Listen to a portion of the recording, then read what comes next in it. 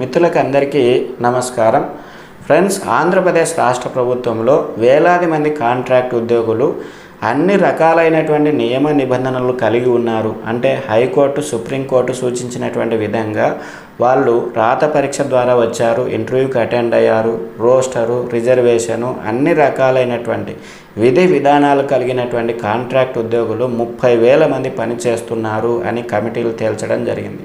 ప్రభుత్వం అధికారంలోకి వచ్చిన తర్వాత కమిటీలు అయితే వేశారు. మంత్రుల కమిటీని వేశారు, ఐఏఎస్ ఆఫీసర్ల కమిటీని వేశారు. ఈ కమిటీలు అనేక అధ్యయనాలు చేసి ఎంతమంది కాంట్రాక్ట్ ఉద్యోగులు ఉన్నారని తేల్చింది అంటే 30,000 మంది. ఈ 30,000 మందికి అన్ని రకాలైనటువంటి నియమ నిబంధనలు ఉన్నాయి, అన్ని రకాలైనటువంటి అర్హతలు ఉన్నాయి. రాత పరీక్ష రాశారు, ఇంటర్వ్యూకి అటెండ్ అయ్యారు, రోస్టరు, రిజర్వేషను, అన్ని రకాలైనటువంటి నియమ నిబంధనలతో రెడీగా ఉన్నారు అని కమిటీలు తేల్చడం జరిగింది. మంత్రుల కమిటీ అయితేనేమి, ఐఏఎస్ ఆఫీసర్ల కమిటీ అయితే కానీ తేల్చడం జరిగింది. ఈ 30,000 మంది ప్రభుత్వం ముందు ఉన్నారు. ఈ 30,000 మందికి ఎప్పుడు రెగ్యులరైజ్ చేస్తారు అని ఉద్యోగ సంఘాల వాళ్ళు అడుగుతూ ఉన్నారు. అదేవిధంగా కాంట్రాక్ట్ ఉద్యోగులు కూడా 1000 కళ్ళతో ఎదురు చూస్తున్నారు. మాకు ఎప్పుడు రెగ్యులరైజ్ అవుతుంది, ఎప్పుడు మేము కొత్త శాలరీలు తీసుకుంటాము. ఇప్పటి వరకు ఎంటీఎస్ కూడా తీసుకొని వాళ్ళు ఉన్నారు. కొన్ని ప్రభుత్వ శాఖలకు మాత్రం ఎంటీఎస్ ఇచ్చారు, కొన్ని ప్రభుత్వ శాఖలకు ఇంకా వర్తింపజేస్తూనే ఉన్నారు. మొన్న యూనివర్సిటీలకు ఇచ్చారు. ఈ విధంగా కాలయాపన చేస్తూ అన్ని రకాలైనటువంటి కాంట్రాక్ట్ ఉద్యోగులకు అన్ని రకాలైనటువంటి శాఖల్లో ఒకే విధంగా లేదు. ఒక శాఖకు ఒక విధంగా, ఒక శాఖకు మరొక విధంగా ఉంది. ఈ విధంగా చాలని జీతాలతో అనేక కష్టాలు పడుతున్నటువంటి కాంట్రాక్ట్ ఉద్యోగులకు సంబంధించినటువంటి వెతలను మనము ఈ వీడియోలో తెలుసుకుందాం. కరోనా సమయంలో కూడా వాళ్ళు పనిచేశారు. కరోనా వచ్చినప్పుడు చావుకు తెగించి పనిచేస్తున్నటువంటి ఇలాంటి ఉద్యోగులను రెగ్యులర్ చేయకుండా ప్రభుత్వం ఎందుకు కాలయాపన చేస్తుంది?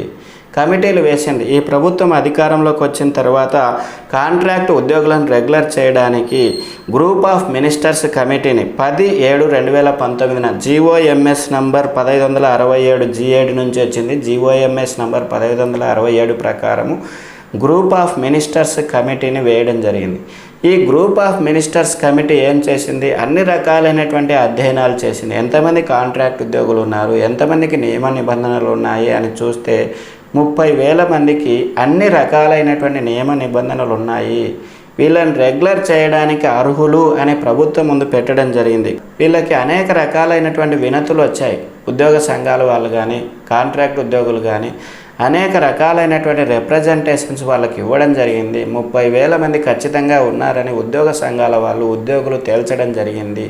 అదేవిధంగా ఐఏఎస్ కమిటీని కూడా వేశారు. ఎప్పుడు 26/11/2019 ఐఏఎస్ ఆఫీసర్స్తో గౌరవ ప్రభుత్వ ప్రధాన కార్యదర్శి గారి అధ్యక్షతన వర్కింగ్ కమిటీని GORT నంబర్ 2657 G7 నుంచి వచ్చింది. ఈ GO నంబర్ ద్వారా ఏం చేశారు? ఐఏఎస్ ఆఫీసర్స్ కమిటీని కూడా నియమించడం జరిగింది. ఈ కమిటీ కూడా ఏం చేసింది? అనేక రకాలైనటువంటి అధ్యయనాలు చేసింది. అంటే వినతులను స్వీకరించింది. ఉద్యోగ సంఘాల వాళ్ళు ఇచ్చినటువంటి వినతులు, అదేవిధంగా కాంట్రాక్ట్ ఉద్యోగులు ఇచ్చినటువంటి వినతులు అన్నీ తీసుకొని 30,000 మంది ఖచ్చితంగా రెడీగా ఉన్నారు, అన్ని రకాలైనటువంటి అర్హతలు కలిగి ఉన్నాయి, వీళ్ళకి ఎప్పుడు రెగ్యులరైజ్ చేస్తారు. చాలామంది కరోనా సమయంలో ఏం చేశారు? ప్రాణాలకు తెగించి పని చేశారు. ఎందుకంటే తెగించి పని చేయకపోతే డబ్బులు రాకపోతే ఫ్యామిలీ గడవదు. కాబట్టి ఫ్యామిలీ గడిచేదానికోసం ప్రాణాలకు తెగించి కరోనా సమయంలో కూడా పోరాటం చేయడం జరిగింది. అలాంటి ఉద్యోగులను వెంటనే రెగ్యులర్ చేయండి అని ఉద్యోగ సంఘాల వాళ్ళు, అదేవిధంగా కాంట్రాక్ట్ ఉద్యోగులు 1000 కళ్ళతో ఎదురు చూస్తూ ఉన్నారు. వీళ్ళకి సంబంధించినటువంటి కష్టాలు ఏ విధంగా ఉన్నాయి అంటే చూడండి, రెగ్యులర్ ఉద్యోగులు ఏ విధంగా నియామకం కాబడతారో అదే విధంగా వీళ్ళని కూడా నియమించారు. రాత పరీక్ష, ఇంటర్వ్యూ, అదేవిధంగా రోస్టరు, రిజర్వేషన్, అన్ని రకాలైనటువంటి నియమ నిబంధనలతో నియమించారు. అయినా కానీ వీళ్ళకు అనేక సౌకర్యాలు లేవు. రెగ్యులర్ ఉద్యోగులకు ఏ సౌకర్యాలు ఇచ్చారో ఆ సౌకర్యాలు లేవు. ఇక్కడ ముఖ్యంగా వీళ్ళకి ఏం చేస్తున్నారు? PRC లేదు, TL లేవు, DL లేవు. కేవలం బేసిక్ పే మాత్రమే ఇస్తున్నారు. బేసిక్ పే అంటే ఏంటి? MTS, minimum time scale. ఈ మినిమం టైం స్కేల్ కూడా కొన్ని శాఖల ఉద్యోగస్తులకు ఇచ్చారు, కొన్ని శాఖల ఉద్యోగస్తులకు ఇంకా ఇవ్వలేదు. మొన్ననే యూనివర్సిటీ వాళ్ళకి ఇచ్చారు. కాబట్టి ఈ విధంగా అన్ని శాఖల ఉద్యోగులకు ఒకేసారి ఇచ్చేది చేయండి. వీళ్ళకి ఎంటీఎస్ కూడా వర్తింప చేయలేదు. కొన్ని శాఖల ఉద్యోగులకు ఇప్పటి వరకు ఎంటీఎస్ లేదు. చాలని జీతాలతో పనిచేస్తున్నారు. ఈ ఉద్యోగులు గత 20 సంవత్సరాలుగా పనిచేస్తున్నారు కదా, అయినప్పటికీ వాళ్ళని ఏం చేస్తున్నారు, ప్రతి సంవత్సరం టర్మినేట్ చేస్తున్నారు, మళ్ళీ రెన్యువల్స్ ఇస్తున్నారు. సంవత్సరం చివరిలో టర్మినేట్ చేస్తారు, సంవత్సరం మొదట్లో మళ్ళీ రీఅపాయింట్మెంట్ చేసుకుంటూ ఉన్నారు. ఎందుకు టర్మినేట్ చేయాలి, ఎందుకు రీఅపాయింట్మెంట్ చేసుకోవాలి? 20 సంవత్సరాలుగా ప్రభుత్వానికి సేవలు చేస్తున్నారు. అలాంటి ఉద్యోగులను కూడా ఎందుకు టర్మినేట్ చేస్తున్నారు, మళ్ళీ రీఅపాయింట్ ఎందుకు చేస్తున్నారు? వాళ్ళకి మానసిక ఒత్తిడి కలిగిస్తూ ఉన్నారు, మానసిక ఒత్తిడితో బాధలతో బతుకుతున్నారు అని ఉద్యోగుల సంఘాల వాళ్ళు ఆరోపిస్తూ ఉన్నారు. అదేవిధంగా ఇక్కడ చూడండి, రెగ్యులర్ ఉద్యోగులకు ఇచ్చేటువంటి ఎలాంటి లీవ్స్ వాళ్ళకు వర్తించవు. ఎర్నడ్ లీవ్స్ కానీ, సరెండర్ లీవ్స్ కానీ, మెడికల్ లీవ్స్ కానీ ఏమీ వర్తించవు. అదేవిధంగా జీపీఎఫ్ కానీ, ఏపీజీఎల్ఐ కానీ ఎలాంటి వర్తించవు. అదేవిధంగా వీళ్ళు ఎక్కడ నియామకం చేశారో అక్కడే పనిచేస్తున్నారు. 15 సంవత్సరాలు 20 సంవత్సరాలు అయింది, వాళ్ళకి ఎలాంటి పదోన్నతులు ఉండవు. అదేవిధంగా ట్రాన్స్ఫర్స్ ఉండవు. ఎక్కడ పని చేస్తే అక్కడ, ఎక్కడ వేసినటువంటి గొంగలి అక్కడే అన్నటువంటి విధంగా వాళ్ళ ఉద్యోగ విధానం అనేది ఉంది. కనీసం హెల్త్ కార్డ్స్ కూడా లేవు. చాలామందికి ఉద్యోగం ఉంది, కాంట్రాక్ట్ ఉద్యోగం ఉంది అని చెప్పేసి ప్రభుత్వ పథకాలు కూడా అందడం లేదు. ప్రభుత్వ పథకాలు లేకుండా, హెల్త్ కార్డ్స్ లేకుండా వాళ్ళు ఏ విధంగా జీవిస్తారు? 2019, 2020, 2021 కరోనా ఈ 3 సంవత్సరాల్లో తీవ్ర రూపం దాల్చింది.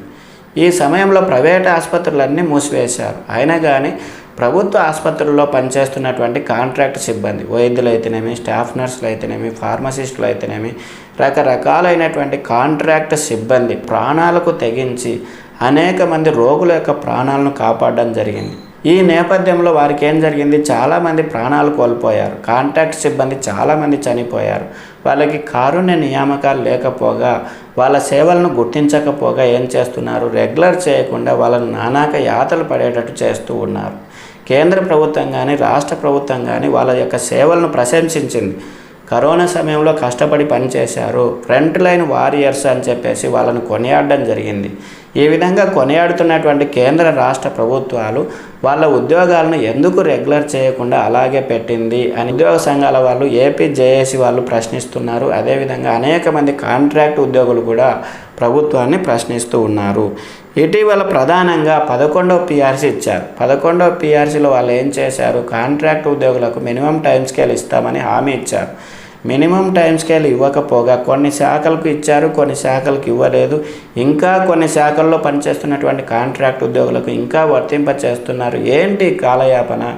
ఎంటీఎస్ ఇవ్వాలి అని అనుకుంటే అన్ని శాఖలకు ఒకే విధంగా ఒకేసారి ఇవ్వండి అని ఏపీ జేఏసీ వాళ్ళు, ఉద్యోగ సంఘాల వాళ్ళు కోరుతూ ఉన్నారు. కావున రెగ్యులర్ ఉద్యోగులు మాత్రమే వీళ్ళు కూడా నియమించబడ్డారు. రాత పరీక్ష రాశారు, ఇంటర్వ్యూకి అటెండ్ అయ్యారు, రోస్టర్ రిజర్వేషన్ అన్నీ పాటించబడ్డారు. ఈ విధంగా 30,000 మంది రెడీగా ఉన్నారు అని చెప్పేసి ఐఏఎస్ కమిటీ తేల్చింది. కాబట్టి వాళ్ళందరినీ బేషరతుగా రెగ్యులర్ చేయండి. 29వ తేదీ క్యాబినెట్ మీటింగ్ ఉంది అన్నారు. ఈ 29వ తేదీ ఉన్నటువంటి క్యాబినెట్ మీటింగు మళ్ళీ 1వ తేదీకి పోస్ట్పోన్ చేయడం జరిగింది. 29వ తేదీ కానీ 1వ తేదీ కానీ క్యాబినెట్ మీటింగ్ జరిగినప్పుడు ఖచ్చితంగా వీళ్ళకి సంబంధించి ఏదో ఒక నిర్ణయం తీసుకోండి అని ఉద్యోగ సంఘాల వాళ్ళు, ఉద్యోగస్తులు, అదేవిధంగా కాంట్రాక్ట్ ఉద్యోగులు 1000 కళ్ళతో ఎదురు చూస్తున్నారు. మాకేం జరుగుతుంది, 29వ తేదీ క్యాబినెట్ మీటింగ్ ఉంది, ఈ క్యాబినెట్ మీటింగ్లో మాకు సంబంధించి ఏమైనా చర్చిస్తారా లేదా, 1వ తేదీ అయినా చర్చిస్తారా లేదా, ఏదో ఒక నిర్ణయం తీసుకోండి, క్యాబినెట్ మీటింగ్లో నిర్ణయం తీసుకోండి, త్వరగా మాకు రెగ్యులరైజ్ చేయండి అని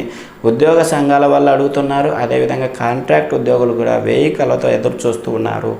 అందరికీ రెగ్యులరైజ్ కావాలని, అందరూ ఆనందంగా సంతోషంగా ఉండాలని కోరుకుంటూ మీకు అందరికీ ఆల్ ద బెస్ట్ తెలుపుతున్నాను ఫ్రెండ్స్. All the best.